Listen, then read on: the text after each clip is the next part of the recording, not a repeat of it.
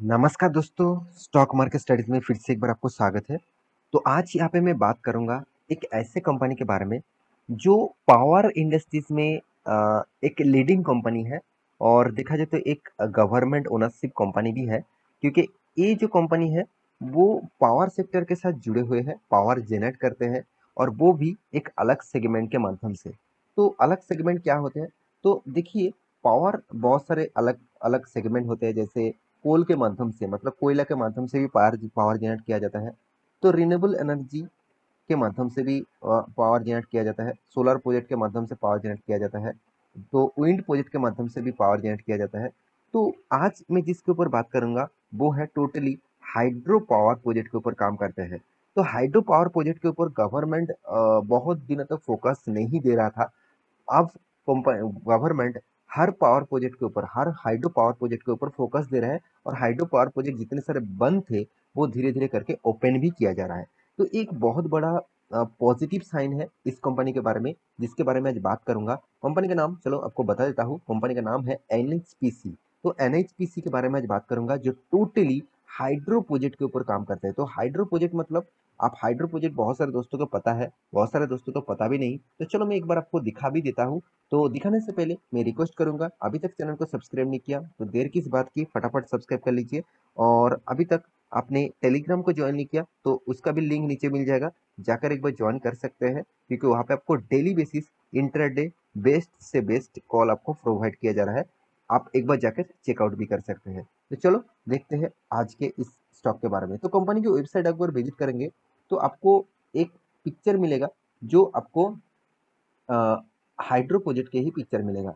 तो आप एंटर करेंगे वेबसाइट के अंदर तो आपको बहुत सारा प्रोजेक्ट दिखेगा इस कंपनी का।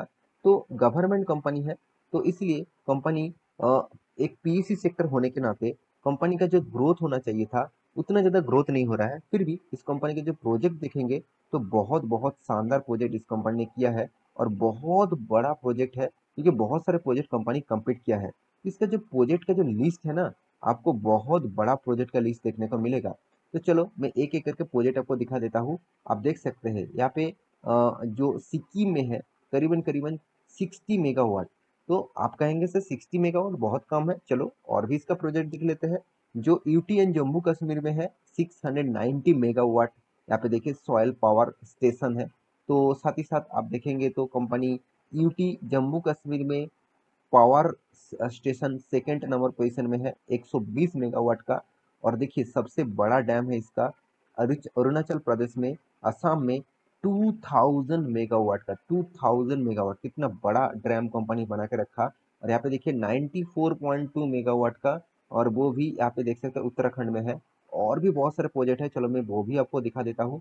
हाँ, आप देख सकते हैं उत्तराखंड में कितना 94.2 मेगावाट का।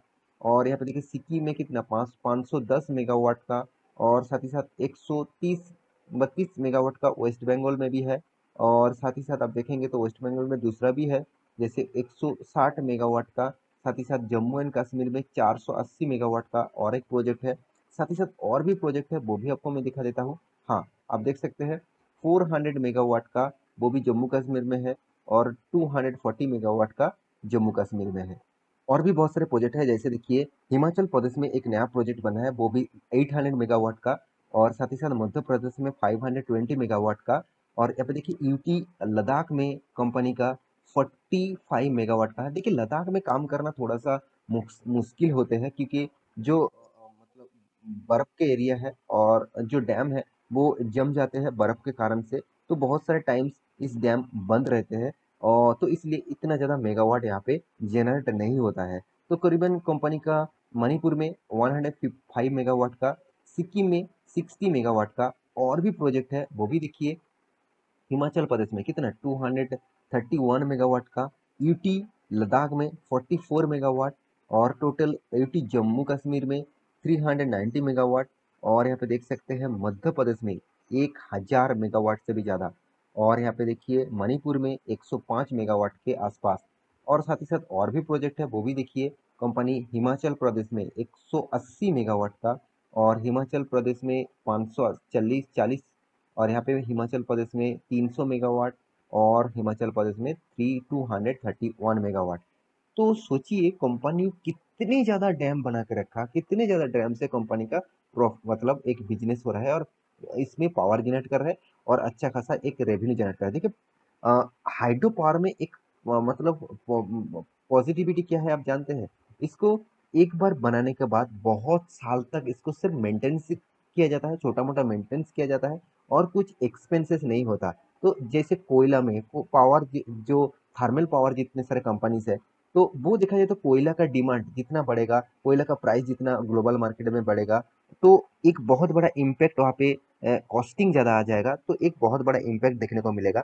मगर जितने सारे हाइड्रो प्रोजेक्ट है वो एक खासियत है क्योंकि हाइड्रो प्रोजेक्ट में कंपनी का कॉस्टिंग एक बार में फर्स्ट टाइम में ही लगते हैं, उसके बाद उसका सिर्फ मेंटेनेंस खर्चा लगते हैं, उतना ज़्यादा कॉस्टिंग नहीं आते, तो एक बहुत बड़ा पॉजिटिव साइन है।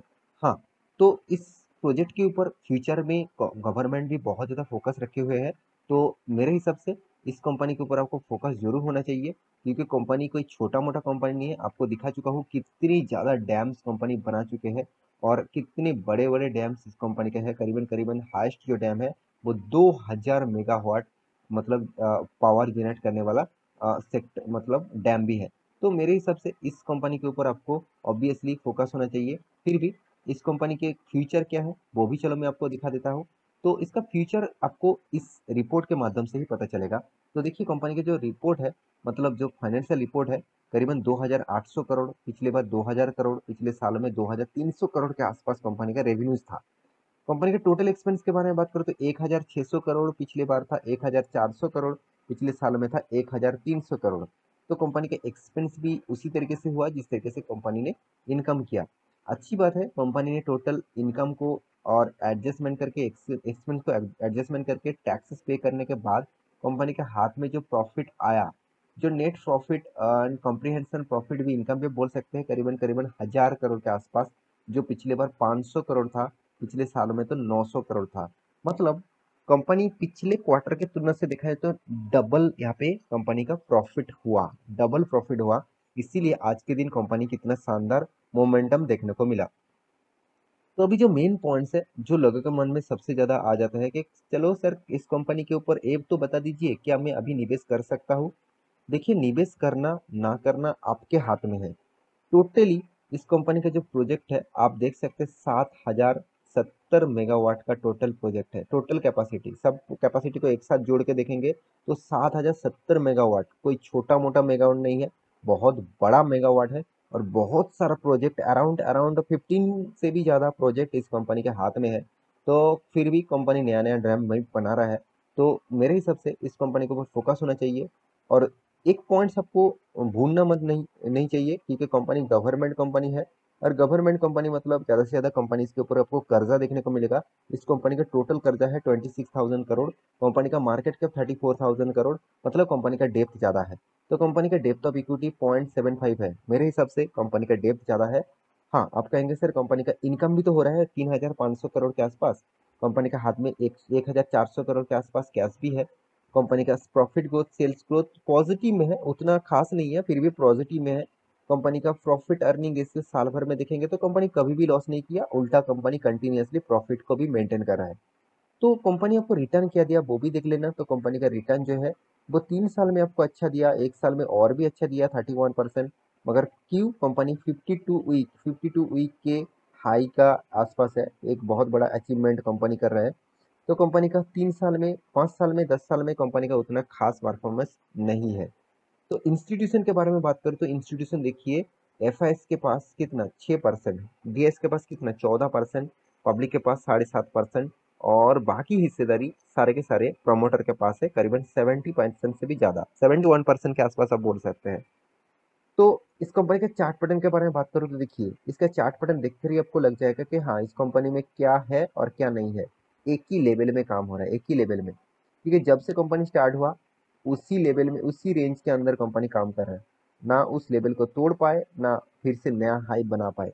तो मेरे हिसाब से आपको अगर एक्स्ट्रा बेनिफिट चाहिए जैसे डिविडेंड, बोनस, तो इस तरीके से फायदा चाहिए तो इस कंपनी आपके लिए बेस्ट होगा। अगर आपको सिर्फ रिटर्न के हिसाब से निवेश करना है तो आपके लिए इस कंपनी बेस्ट नहीं होगा क्योंकि रिटर्न आपको उतना खास नहीं देखने को मिला। तो लॉन्ग टर्म विज़न के लिए सोचेंगे तो शायद कंपनी आपको कुछ अच्छा खासा रिटर्न दे सकते हैं, और वो भी प्राइवेट कंपनी जिस तरीके से रिटर्न देगा, वो गवर्नमेंट कंपनी उतना रिटर्न नहीं दे पाएँगे। क्योंकि गवर्नमेंट का काम है सर्विसेज देना, कोई प्रॉफिट कमाना उसका फोकस नहीं होते। तो इसीलिए वो इसी के चक्कर में कंपनी उतना ज़्यादा रिटर्न भी जितने सारे इन्वेस्टर है उसको दे नहीं पाते। तो आशा करता हूँ सारी जानकारी आपको मिल चुका है। एक बार रिसर्च करना इस कंपनी के ऊपर, उसके बाद आपको लगे हाँ इस कंपनी के ऊपर निवेश करना चाहिए, तो आप निवेश कर सकते हैं। तो मेरे वीडियो आपको कैसा लगा ज़रूर कमेंट करना, और इसी तरीके से वीडियो पाने के लिए चैनल को सब्सक्राइब भी करना। मिलते हैं नेक्स्ट टॉक लेके, तब तक के लिए अच्छे से रहिए, अपने ख्याल रखिए, बाय बाय।